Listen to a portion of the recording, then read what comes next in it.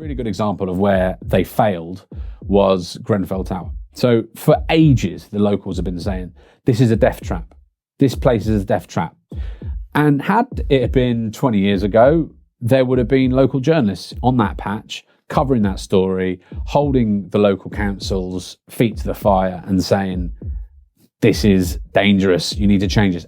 And they might have changed it. It didn't happen because they don't exist anymore.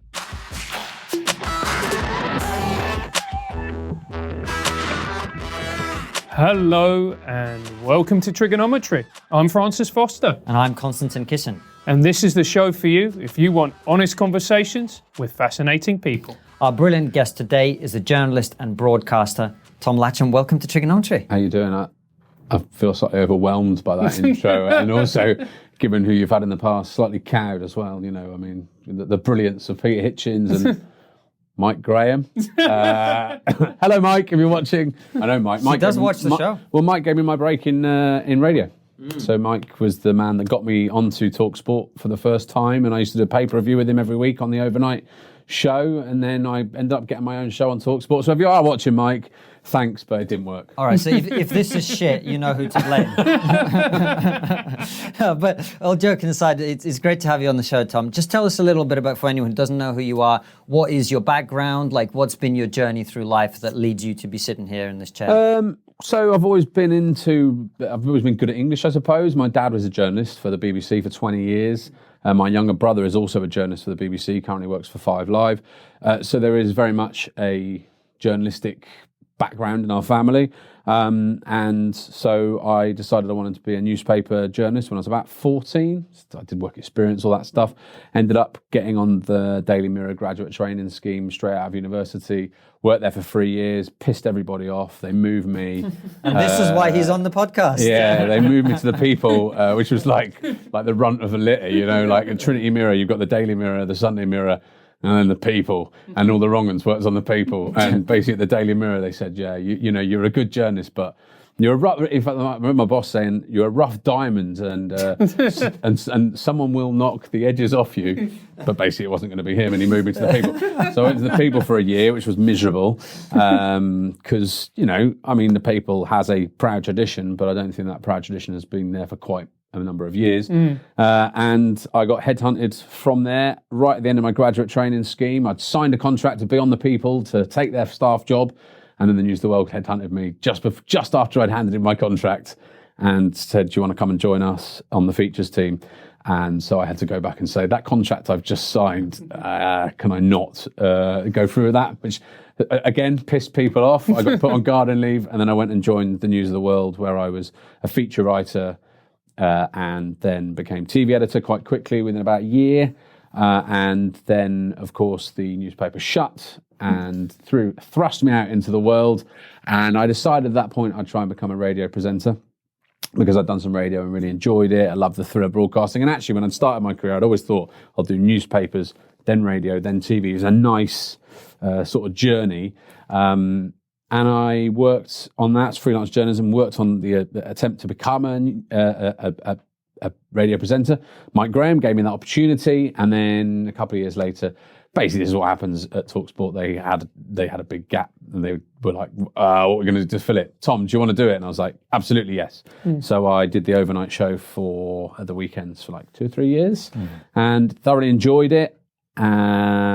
I think the ratings were among the highest they've ever been when I left, but it became obvious that I wasn't going anywhere on TalkSport. So I decided to jump before I was pushed. And so I left a year ago, and now I do a bit of everything really, a bit of PR, a bit of broadcasting, just about to launch my own podcast on the 90s rave scene. If you want to check it out, Raw, it's called Raw, the 90s rave podcast. If you're into that, there'll be like one person maybe that's listening to this that might be. And I just do all sorts, a bit of journalism, a bit of PR, and a bit of broadcasting, a bit of everything really. So you were a tabloid journalist for very many years. I was, and even when I was a freelance journalist, I was generally serving tabloid newspapers, because the money is not really there on broadsheets. Don't tend to pay for stories in the way that tabloids did. So I would, I mean, I've been a tabloid I would say a tabloid journalist, a tabloid staffer for 5 years. a freelance journalist working in tabloids for 15. Yeah. And when you see tabloid journalists criticising tabloid journalism, what is your initial impression? Do you think they get a lot of unfair criticism, or do you think it's fair, the criticism that they receive? I do feel, and this will maybe annoy some of my former colleagues, and I apologise to them if it does. Well, I do. I feel that newspapers are very old-fashioned. I think that when the News of the World shut, there was a sea change. There was a desire for newspapers to be more modern. You know, you look at, just an example, there was calls for such a long time after that for the Sun to drop page 3. And it took forever for them to do it. And it was only when they were, kicking and screaming to do so. And I felt that there was an opportunity after News of the World shut for tabloid newspapers to modernise, to seek a younger audience. Maybe they just were never going to buy newspapers, I don't know. But they focused on, they sort of retreated and entrenched into their ever diminishing, aka dying, readership. And I just felt that they became decreasingly less relevant. And so now, obviously, online, the rise of online is where you're seeing, and you are seeing those big brands, Mail, The Sun, The Guardian, you're still seeing those big brands dominating that market. But I think they probably started too late. There was no cohesion in how they did it. Some did a paywall, some didn't. And the fact is, you can get most of your news for free. You can't put the genie back in the bottle now and make people pay. And I think that's a big problem for newspapers and online. Online journalism doesn't really pay very well. They get kids in. It's journalism. They're ripping off articles. They're doing, I should point out, they are doing some original journalism. The Guardian, of course. The Sun does quite a lot of original online journalism. The Mail Telegraph as well, I would say, with the broadsheets. Yeah. There is some original journalism, but there's a lot of journalism, and there's the talent, the experience has been lost out of newspapers, and therefore the quality and the stories that they're delivering are lower and they're less good. And I think that's an issue. I think it's more about massive content than quality of content. And do you think that's mainly a technological transformation, where, as you say, people don't want to buy a physical newspaper? They might not want to buy one for ethical reasons. They might not want to waste the paper. A lot of people think that way as well. There is that, but a lot of people, you can't get them delivered anymore. Yeah. Oh, I mean, you can get the Times delivered essentially, but you can't get, there's not many places that do newspaper delivery. So unless you go to the supermarkets, and actually this is another thing that's just hastening the death of newspapers, is coronavirus. Most people would get it when they went to the supermarket, or they went to the shop of a morning. Well, coronavirus, people weren't going to the supermarkets or the shop every morning. They would go once a week when they needed to, because it wasn't essential. Well, therefore, the newspaper sales just fell off a cliff over coronavirus. That plus online, they were doing ad blocking. I don't know if you know anything about this, but basically, the advertising companies basically have a list of block words where if there's a certain block word, they cannot advertise on that page. You can fine tune it individually, but one of the words was coronavirus. Well, so all stories feature coronavirus. Even if you're interviewing a celebrity now, you ask them how their lockdown was. How's coronavirus been for you? So even if it's not, because I understand why they might not want to advertise on a page about X number of deaths per day. I totally understand that. But to blanket ban coronavirus seems absurd, particularly given that it is enveloping everything. And so they lost millions and millions of pounds. So again, that means there's less money to invest back into journalism. And I think it's just probably hastened the death of newspapers. I think newspapers, people like having something to hold. A lot of the people I've been speaking to, friends, they think they've probably got like 10, 20 years, but it will probably be the bigger brands that exist as newspapers, and then it will go all online. But we're a million miles from, like, the Mail Online monetizes it, just about. But no one else. I think the Sun Online washes its own face, just about.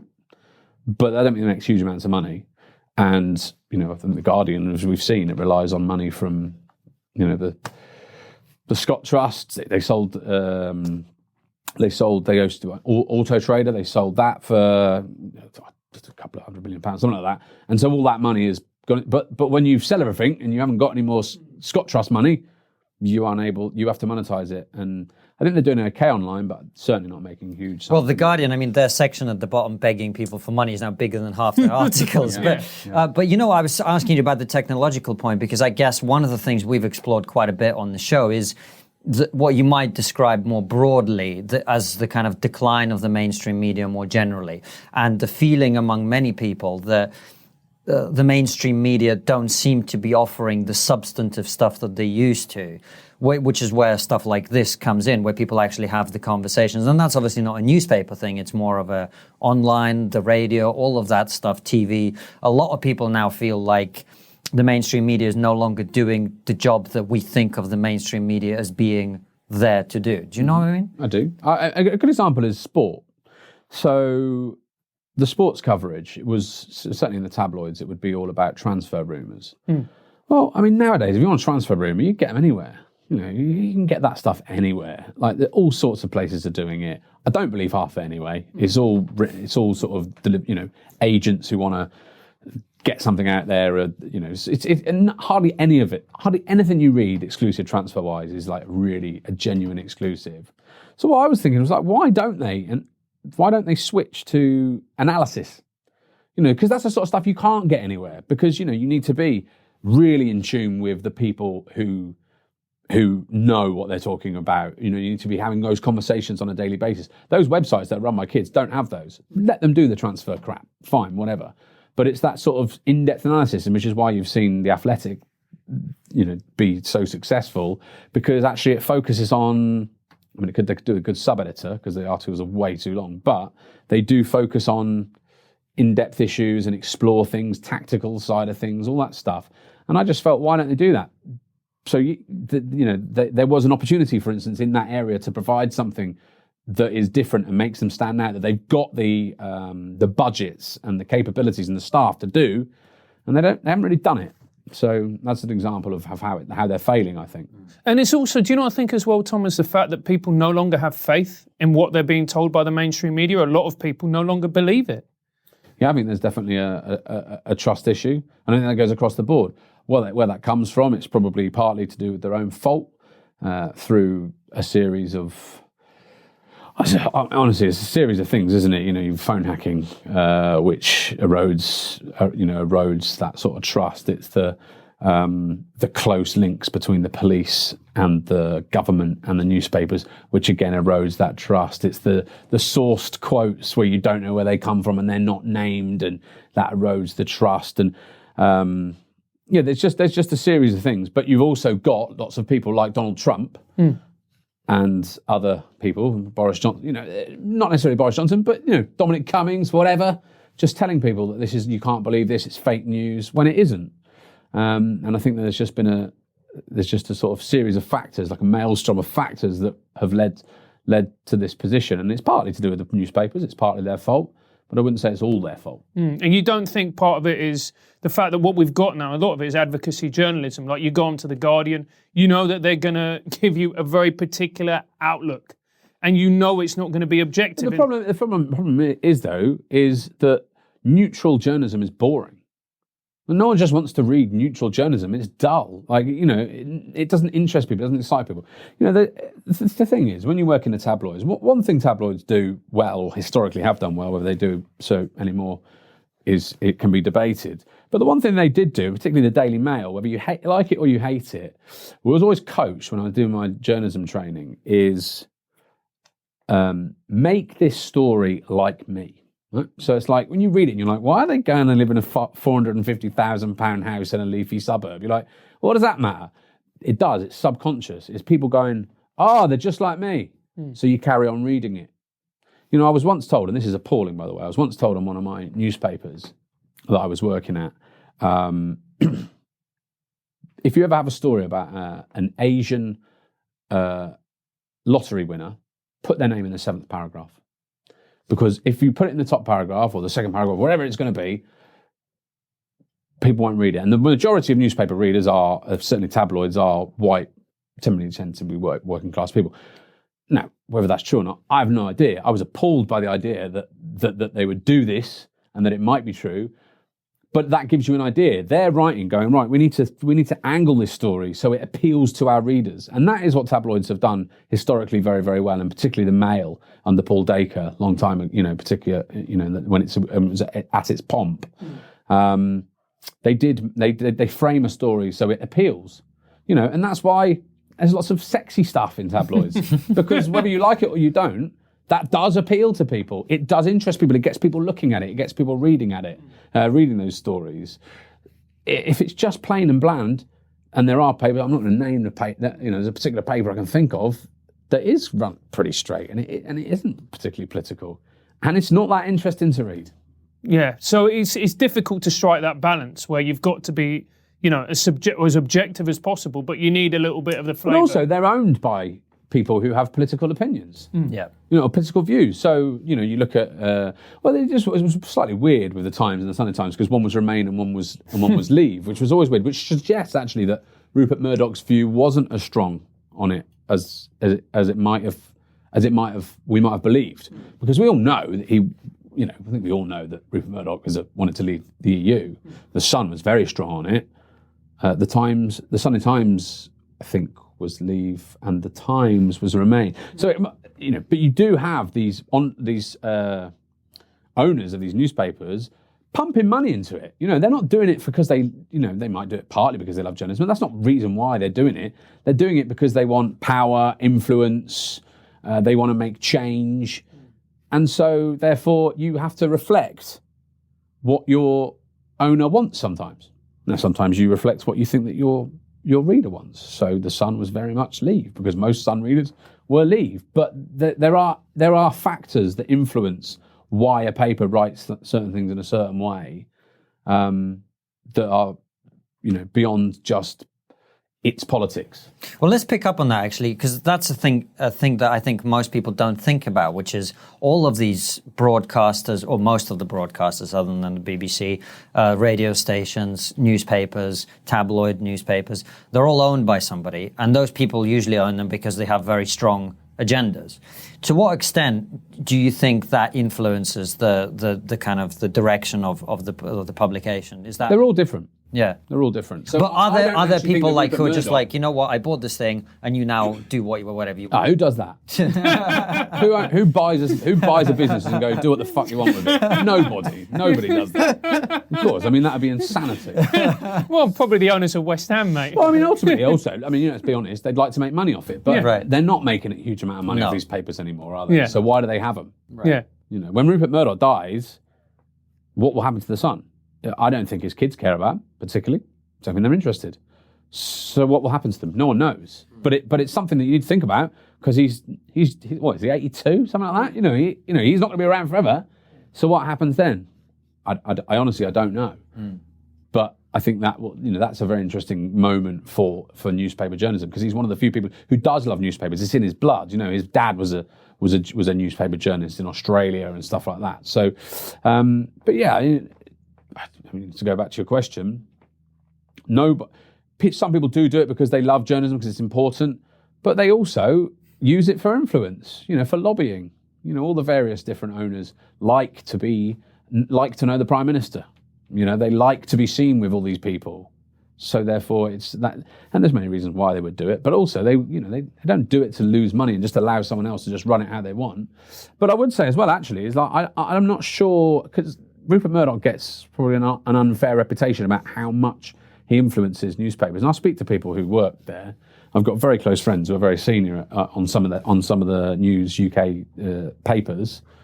And I don't think his influence is as strong as everyone thinks it is these days. I think he largely allows it to exist. He might, he's famously, Piers Morgan wrote in his diaries, was it back in 2006, talked about when he was the editor of the News of the World, when he was a kid, about being flown out around the world to meet Rupert Murdoch, to be anointed, and then he would often ring up. I think there was one story, he said he had a story about one of the Emmerdale stars shagging someone or something.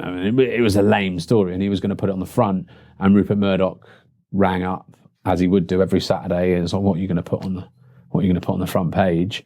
And he said, I've got this story, and he was like, I can't remember the exact quote, but it was like, that's a joke, obviously, isn't it? You're not going to do that. And he was like, okay, yeah. I don't think he does that anymore. And I wonder whether the News of the World, what happened with that, he probably was getting a bit, his influence or his desire to be influential on it was probably decreasing. And then that was a big paper, that went. How much of an influence he has, I don't know, but I don't believe it's probably as strong as everyone, your punter on the street believes it to be. Because I could be wrong, by the way. I mean, all of this is just from conversations I've had, but that surprised me. But I got to believe people who work in that building. But you look at the Times, and their journalists are fairly balanced. You tend to get someone from the right, whether it's a Melanie Phillips, and you get somebody from the left, and then you get somebody from the centre, and all the rest of it. They tend to be quite balanced in their outlook, which they do. Well, what I will say is, and there's someone you might be able to might want to get on the show in the future. Is a guy called Mick Wright. He's on Twitter. He's quite a prolific writer.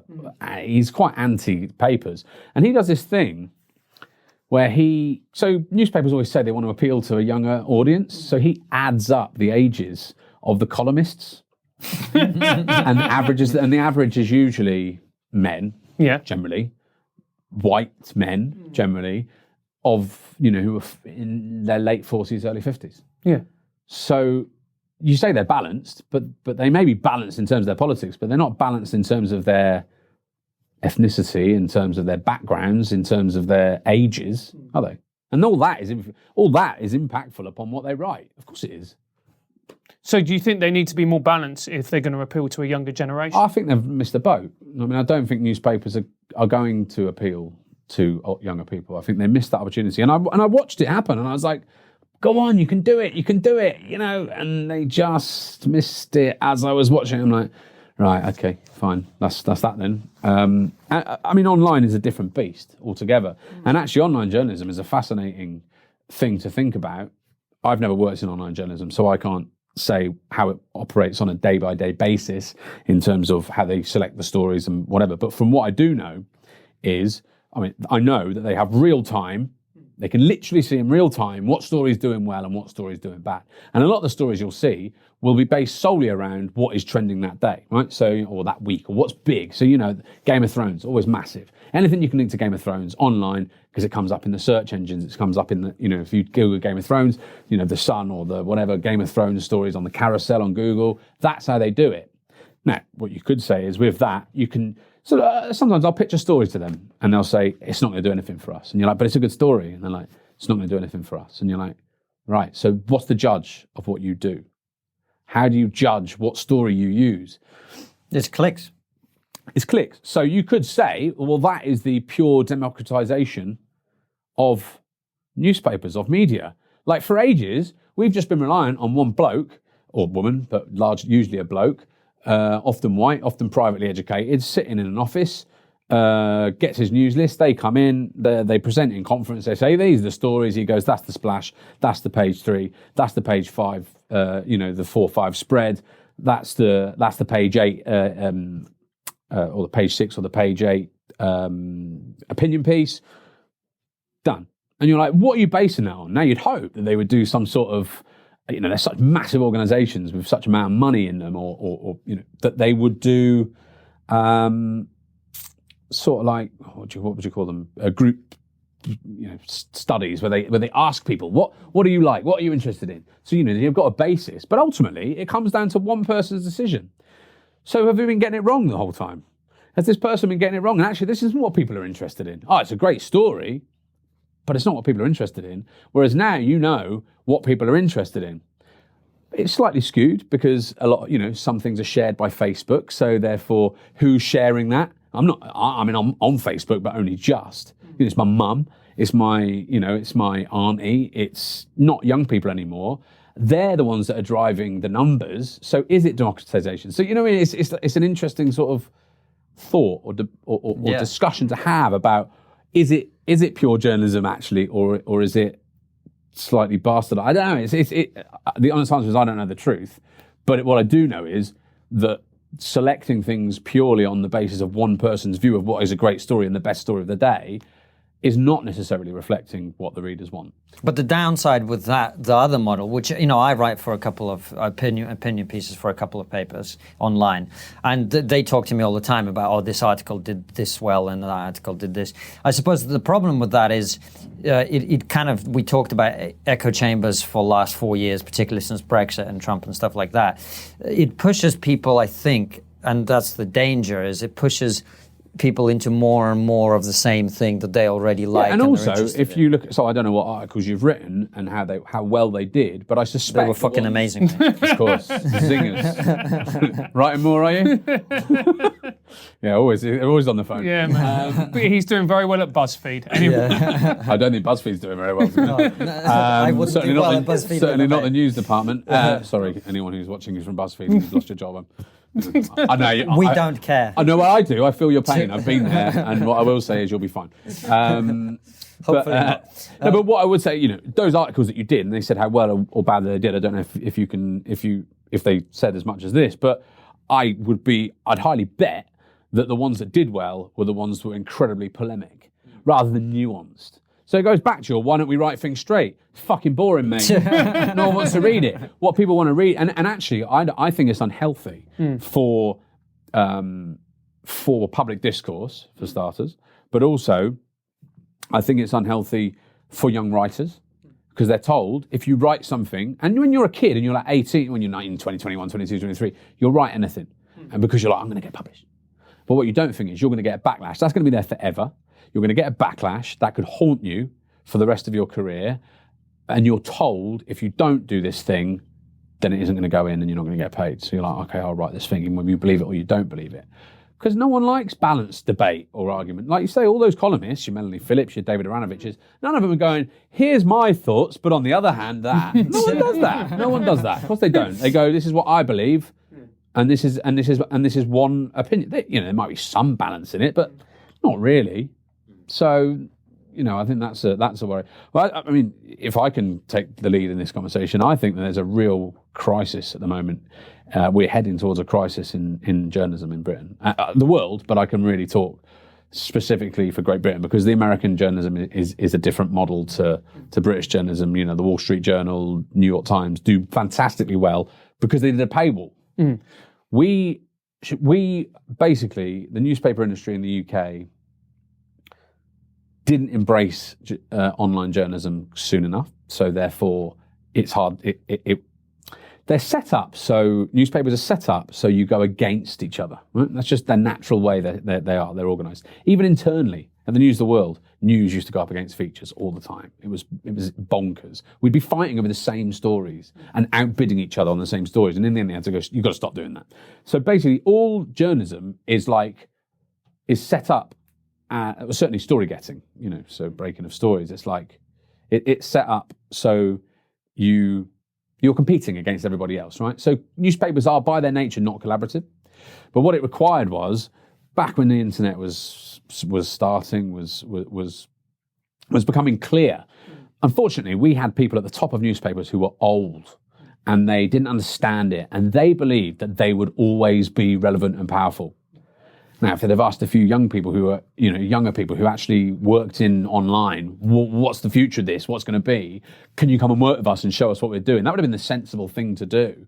Or maybe set up a task force where they all came together. But they didn't, because they don't work like that. They might have something, they might talk, but there's no collective movement where they go, right, we need to do this, because if we don't, it's going to lead to this. They just went, we're going to be fine.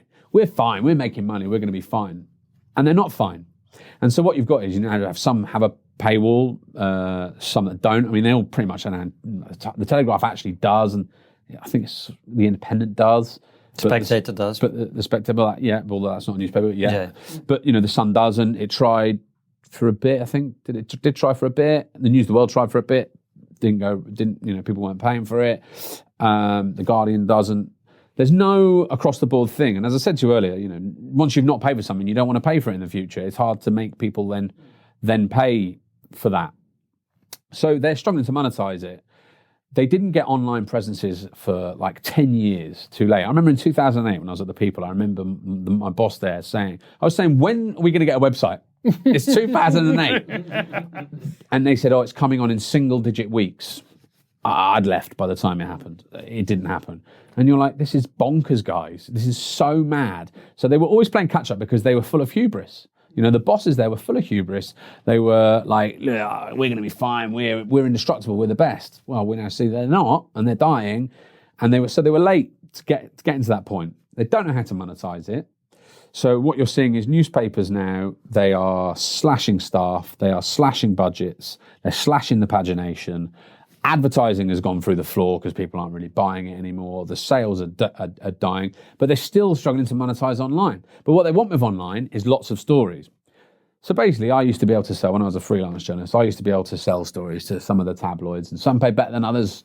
We don't need to say who paid best, but I could sell a page lead for sometimes maybe £900, and it wouldn't be a huge amount of work. That's great. You're just like, ring them up, got a story, do you want it? Yeah, right. I didn't have to write it. You write it, and they pay you like £900. Maybe for a spread, you might get a couple of grand. For a splash, you're going to get up to maybe £10,000.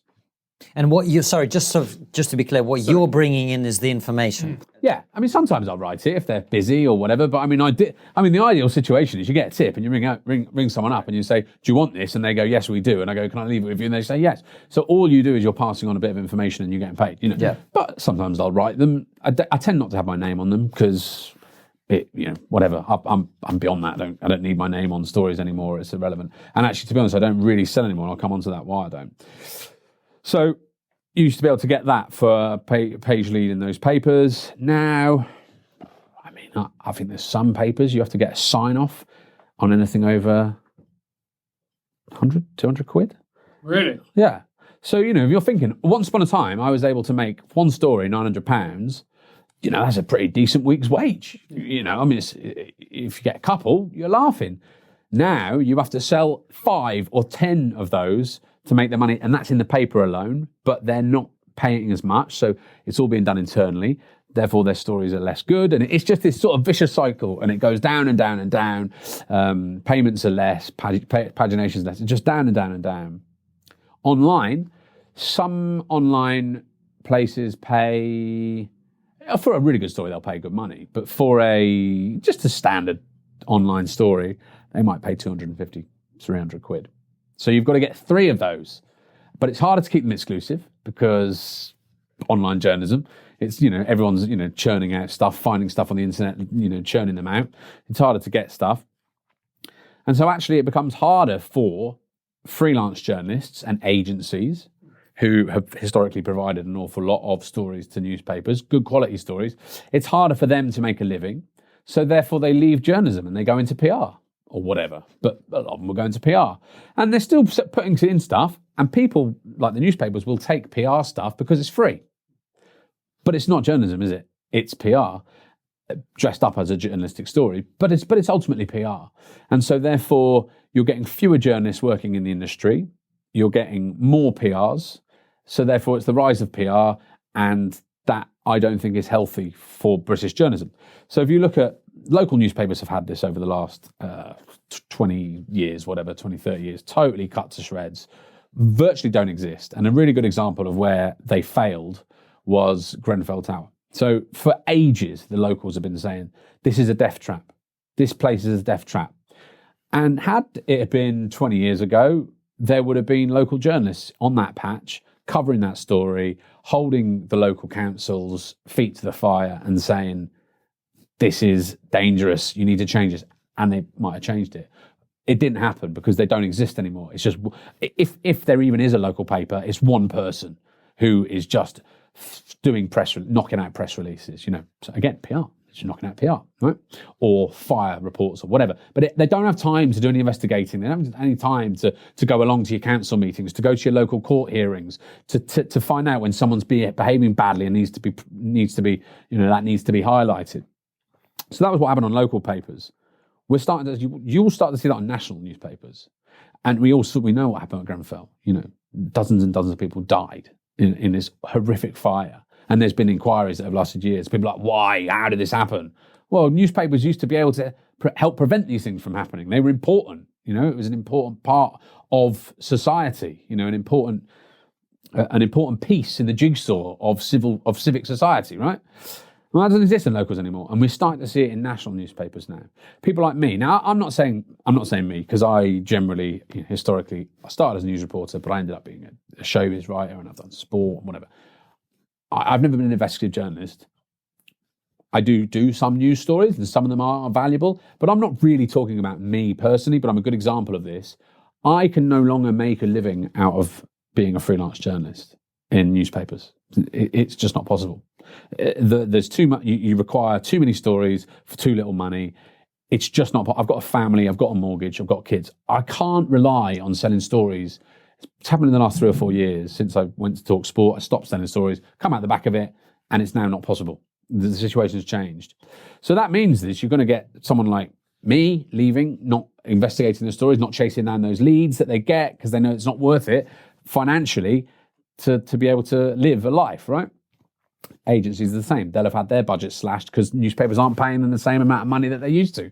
So you've got fewer people out there on patches looking at stories, going to court, finding out that someone's been bad or whatever. And therefore, what will happen is inevitably it's happening. Here's a good example. Another guy I spoke to, investigative journalist, did stuff for the Times. He was in his 60s, so it was fine for him. He was able to do these stories. But he used to do these investigative stories, which were really in-depth stuff for the Times. And I asked him, how much do you get paid for a page lead? And he said, 350 quid. This was like 3 years ago, right? It was like 350 quid. I was like, what? So you have to make at least 2, maybe 3 a week to make this, your weekly wage, really. Now, he probably didn't have a mortgage, so he was fine. But there are younger people who won't be able to do that. So it does mean that people aren't, bad people are going to be able to get away with bad things on a national level now, whereas before it was more local. And I think we're in a really worrying point where if that function of civic society isn't functioning properly, what does that lead to? That allows people to get away with bad things, be it the government or, or any of the public bodies or the police or criminals or whatever. And that's a worry. I think that's a real worry. And I don't know how, I can't give you an answer about what we do to improve this situation, but we should all be seriously worried about that. Whether you think journalism, mainstream media is not doing its job or not, it did a job. It did do a job. It reported bad things. It reported on bad people. It held people to account. It got, it did a lot of that stuff, and it's not able to do that anymore, I don't think. Certainly not in the same way it used to, and that should worry us all. And do you think part of it as well is that, especially tabloid journalism, it relied on the big scoop? Like we take the Ryan Giggs incident, where he cheated, he had sex with his brother's wife, and it was all covered up, and everyone was like, "Who was it?" Blah blah blah. All you need to do now is go on Twitter. So this way of funding itself on the scoop and all the rest of it simply doesn't exist. Some scoops have not necessarily moved the dial financially. I did a story on a footballer sleeping with a sex worker, and it was, I'm slightly ashamed to say, the best story I ever did. And it cost us like 50 grand, I think. I don't need to say who it was again, it doesn't matter. But it cost us like 50 grand to do the whole story from start to finish, including paying the sex worker. Didn't do anything for the sales figures. Nothing. But what it did was it showed that newspaper was a newspaper that did deliver scoops and is worth buying. So it was worth that money, in that sort of sense. It's sort of a, like a pride splash. But there are some splashes that do move the dial. Like I remember when they did Michael Jackson's deathbed at the News of the World, it put on 250,000 extra readers that morning when it was selling like just around about 3 million or just under 3 million. It put on 250,000. So some do move the dial. But I speak to people who work in newspapers now, and they're not getting ring-ins anymore. No one's ringing them. They just, and I don't know why that is. Is it because newspapers aren't trusted? Is it because they're not really paying the same sort of money anymore? I think partly there's a lot of it is that you can't get people to do stuff with newspapers anymore because it's a bit shameful. The idea that someone would sell an interview to a story is. I know, for instance, The Sun, a lot of celebrities do stuff with The Sun because they know that it has a value. But a lot of them won't anymore for various reasons, the many reasons that we all know about over the years, that people have had a problem with The Sun for. They won't do it anymore. So is it just that people don't want to deal with newspapers so much anymore? And again, that means that those stories aren't being told. Whistleblowers aren't coming. They're not ringing up. They've seen some terrible stuff happening at a hospital that they work at, and they're like, in years gone by, they'd have rung up the Sun or one of the bigger papers, but now they're not. Why is that? I don't know. Well, yeah, and it's interesting you mentioned that because we get a lot of people contacting us and saying, With stories. Yeah. Well, you should bring the Sun. And sell it. Because they're desperate. I mean, they're just waiting by the phone. They're like, yes. Hello. Oh, story. Great. Yeah, that'll go down really well with our viewers in Liverpool, won't it? Yeah. We can resell our story. Well, you don't tell anybody. Yeah. And just sell them a lead. How much do you think part of that undermining of trust, and I think it's such an important point that you made, which is that, and I've always thought this about the mainstream media, and I criticize many aspects of what the mainstream media do now a lot, but I've always thought that investigative journalism was the one thing that no one else can do. Right, Francis and I aren't going to do investigative journalism. Absolutely not. Yeah, that just wouldn't work. Look at that patronise. Don't do yourself down. Do ourselves down. We don't. I mean, you might struggle in here. Yeah. But you know what I mean. Like, so I actually have always thought that the mainstream media, newspapers and other broadcasters, etc., they have a crucial function in society, which you described, which they're now less able to do. And they used to be. I should say that investigative journalism is one of the things that has held up, and some of it's not necessarily particularly being done by Mail Look at him Online, rowing back. but it is being done by The Times does. the Times does stuff. The BBC does stuff. But less. Your point was it's done less, right? Yeah. So this is my point. But I think, let me ask you this, because I think part of it may be the undermining of trust had happened with the News of the World, with the phone hacking, with the Leveson inquiry, which unveiled quite a lot of other wrongdoing, not just phone hacking. One of my school teachers was, I've forgotten his name, Christopher Jeffries, right? Oh, right, yes. Yeah. So he's a guy, for people who don't know, he was wrongly accused of being a murderer. The newspapers, because it was just before Christmas, there was nothing else to write about. So every newspaper wrote about him. Well, he looked a bit strange, didn't he? And he looked very And that was strange. what the headline was. I think it was on the Sun, wasn't it? It was the weird world of Mr. Jeffries, or something like that. He was definitely weird. Yeah, but I mean, that's not a crime, is it? No. I mean, it's not a reason for ending up on the front page of the Well, Sun. I think it should be prosecuted. No, but you know what I'm saying is like there was one thing after another where I think people felt like, oh, this is this dark, nefarious world, which I'm sure always was, but that was never really revealed to the public. Well, I think the more is coming out regarding the sort of dark arts that was used on newspapers over the years. I mean, you've seen there was a Channel 4 documentary recently, I don't know if you've seen it, but Murder in the Car Park, which featured the Daniel Morgan murder. He was a private investigator who was murdered in a car park of a pub, who was apparently just about to blow the lid on police corruption by ringing the papers.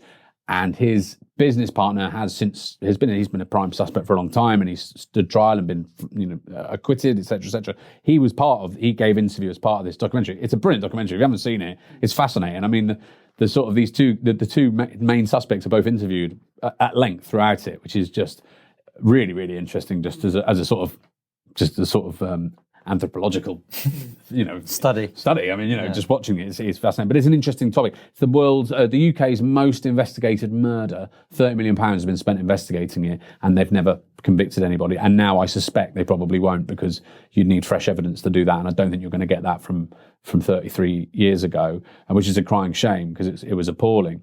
But it brought up lots of police corruption and a whole range of things. And I think that a lot of that stuff, so Jonathan Rees was and Daniel Morgan, they owned a company called Southern Investigations, and they were one of the early adopters of dark arts on newspapers, it's alleged. I mean, he's been done for he's been done for various things. So, I mean, we're probably legally safe to say this, but, there are receipts that exist that show that he was delivering stuff for national newspapers, which were questionable. He was wiretapped, saying, telling a leading reporter at the Daily Mirror, what we're doing is illegal. So, this goes back to the mid-90s. And through the mid-90s, and then phone hacking came to pass. I mean, if you want to talk about phone hacking, it's interesting. I've never hacked a phone, but I know how you do it. And I think that what happened was, if this is my take on what happened at the News of the World. I think that there was an ongoing budgets get cut, they were still massive then, but they were being cut. They weren't as massive as they were in the 90s. So they're being cut. There is a still that sort of atmosphere where you've got to deliver a story, and I don't care how you do it, just do it, right? So that then, with that combined to the shrinking budgets, once upon a time, I think they probably didn't hack phones de rigueur. I think they probably used them as a last resort of standing up a story, right? But what they would do is they would probably use other methods that were nefarious, and then they might hack a phone at the end. And what they would do is they'd often pull a phone, they'd blag a phone bill. So they'd pretend to be an employee of the phone company and say, can you send me that person's bill, please? And they'd send it, celebrity, whatever. And they would see who they were calling late at night. And they would go, who's that number? And they'd turn that around and they'd be like, oh, look, those two celebrities are dating. So then they put a watch on them because they knew that was happening. So that's illegal to do that.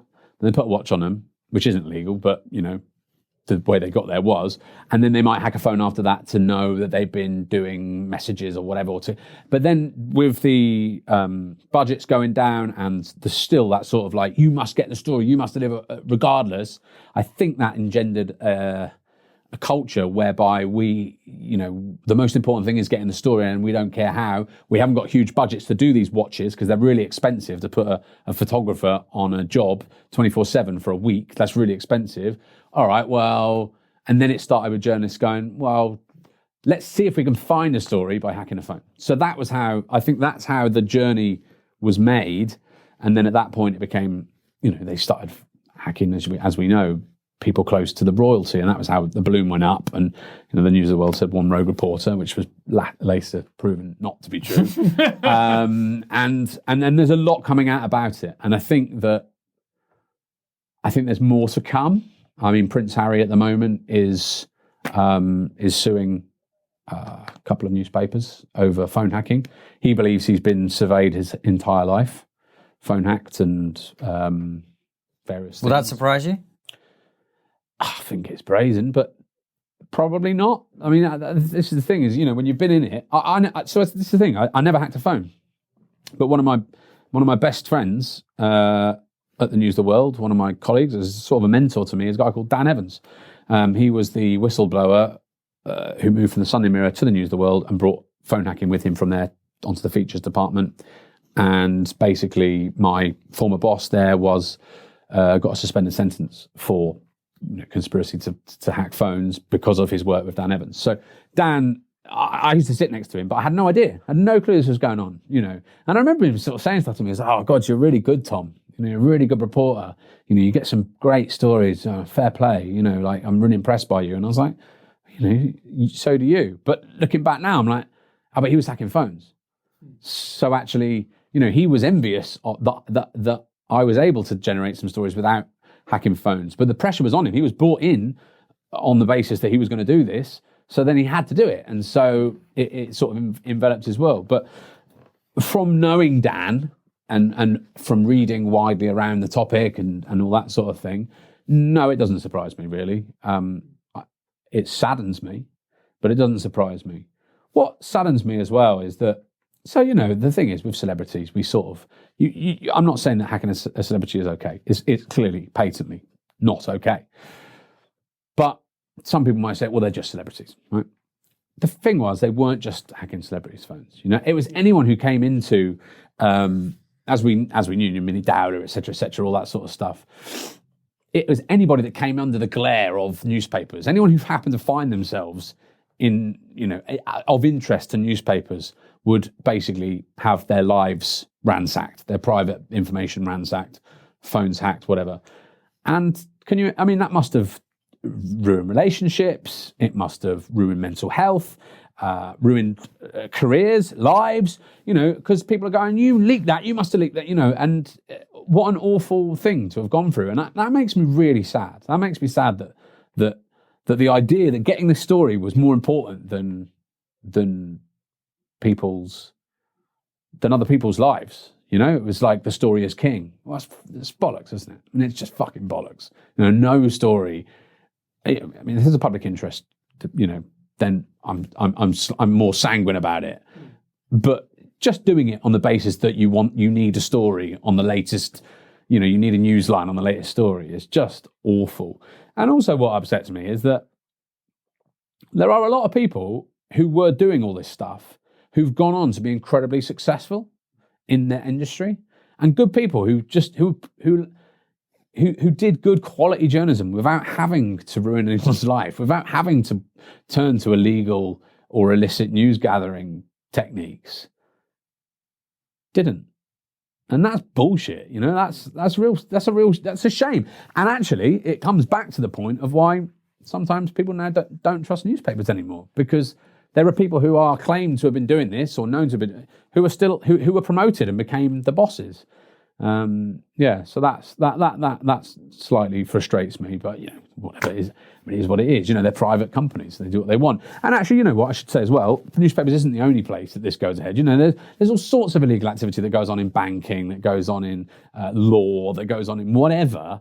But I don't work in them, so you know, while I don't agree with them, I think it's wrong. But I don't work in those areas, so I don't have the same passion or upset about that happening that I feel happened in newspapers, which I hold very dear to my heart historically. Before you jump in front very quickly, Yeah. there's also another small distinction there, which is we don't expect the banks or lawyers to hold the government to account or to hold the powerful to account. Quite. Whereas the job of journalism, for some journalism, is to be on kind of vigilant against misbehavior, corruption, right? Yeah. And I think that's why there's a double disappointment sometimes with elements of journalism, where it's like not only are these people not necessarily doing the job that we want them to do, but they're also corrupt themselves while they're criticizing others, I think. And also, you know, there's not many people who have worked in newspapers or historically who there's a sort of a bit of an omerta. You know, you don't criticise newspapers, and I criticise them on the basis A, I don't work there anymore, but more importantly because I care. You know, someone might look at this, like someone I used to work with or whatever, or people I still, you know, work with, and go, "Oh, you shouldn't be doing this. You shouldn't be saying this stuff." I say it because I care. I say it because I'm passionate about it, because it's important to me that, you know, because I know what newspapers can do. I know the good that newspapers can do. I know how important they can be. Crucial, in fact, for a civic society, as we spoke about earlier. And I've done things that were important. I've done stories that were important. I've done stories that changed people's lives.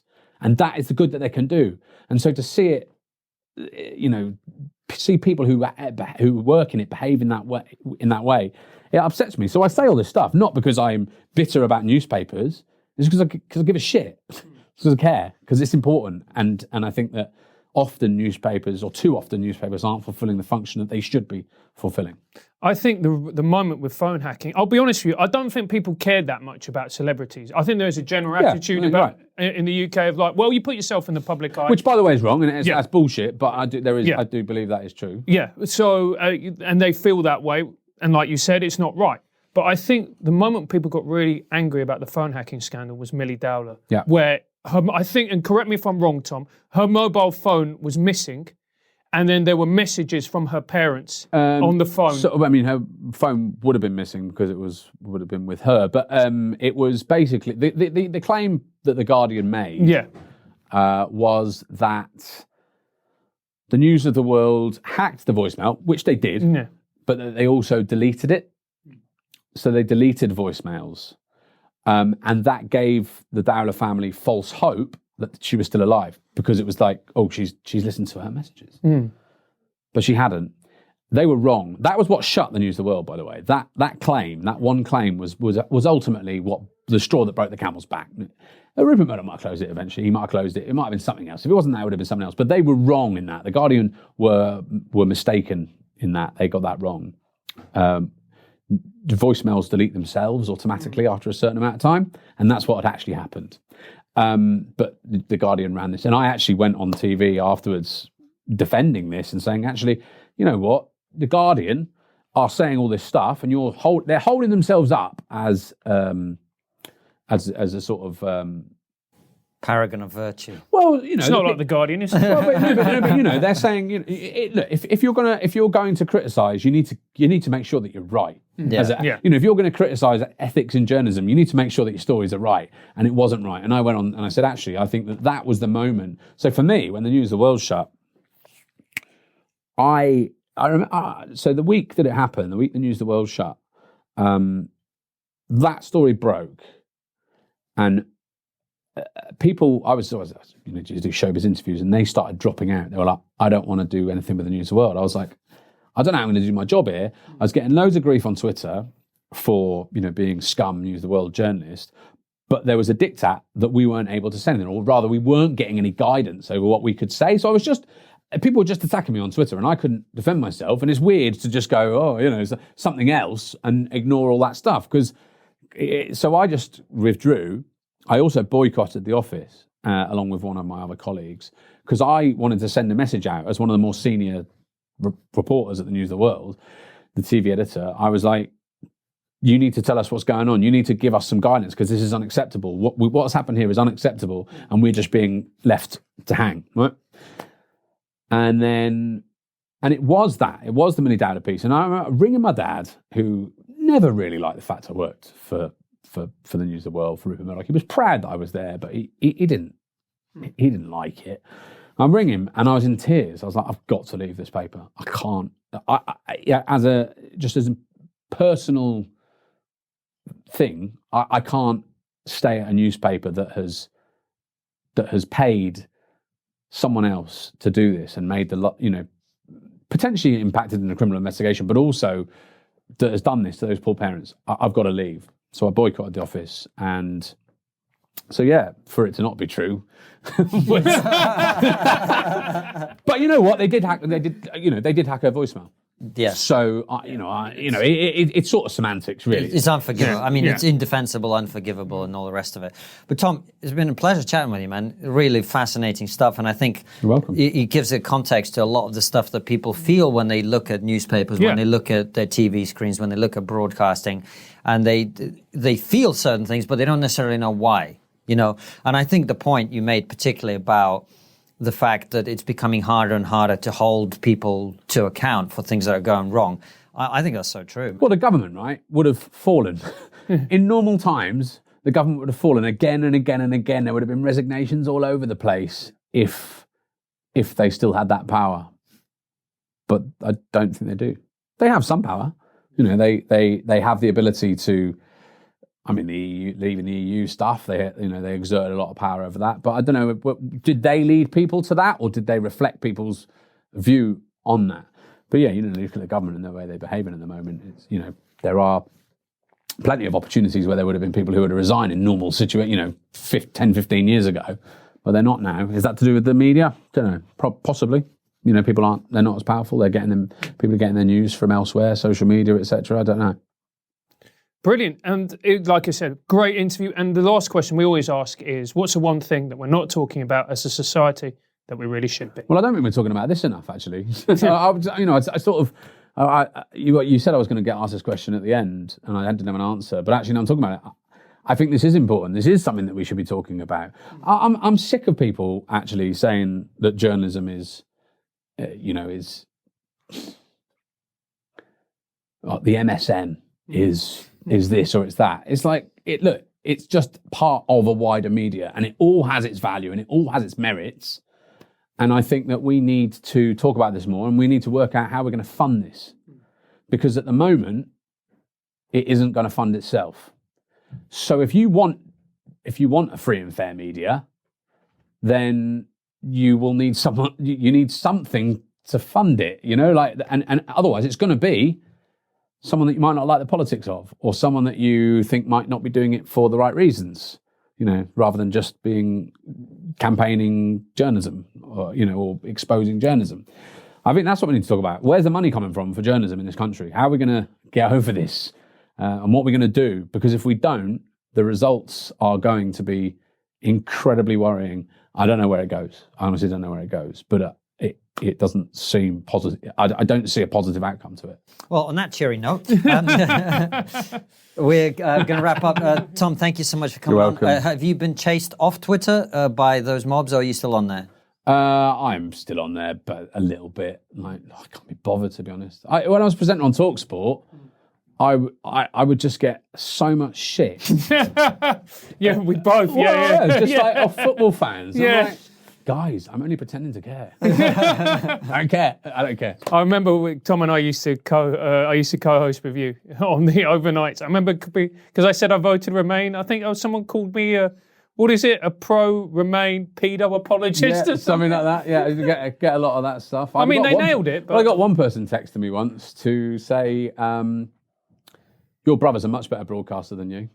Which I thought was lovely. I was like, well, that's cost you 50p. So, you obviously cared enough to message me. No, so I am on Twitter, but I won't bother giving you my handle. All right, don't follow him. Don't send him any shit. And I'm sorry that someone called you a pro-Remain. But if you do want to, but if you do want to follow anything, so RAW, ROAR, the 90s Rave podcast, if you've got even a vague interest in, you don't have to be into rave music in the 90s. If you're into dance music, if you're into culture and British society in the 90s, there will be something in it for you. And I'm hopeful it's going to be journalistic. There's going to be loads of interesting stories. It's not all just going to be about rave stuff. So that's my new project. If anyone wants to, we're on Facebook, Twitter, Instagram. By the time this is out, I think the website will be live. So it's RAW, the 90s Rave podcast. It looks great, man. You showed us a few pictures before we started. It looks really cool. Yeah, well, we'll see. I mean, it's whether I can monetize it. If I can come anything close to you guys, then, I'll be a happy man. You do it very well. Yeah, it might take a few years. No, man, it'll be great. Well, I'll have run out of subjects by then. It's only limited, to be honest. But yeah, thanks very much for coming on. We'll make sure to put all that stuff in the description. I really appreciate your time. Thanks, man. Cheers, Tom. And we'll see you very soon with another brilliant episode, or catch us on the live stream. Absolutely. Take care and see you soon, guys. Thanks for watching, guys. As always, subscribe to the YouTube channel. Click the bell button next to the subscribe button so you get notified when a video comes out. And follow us on all the social media @TriggerPod. And also leave us a nice review on iTunes and spread the word.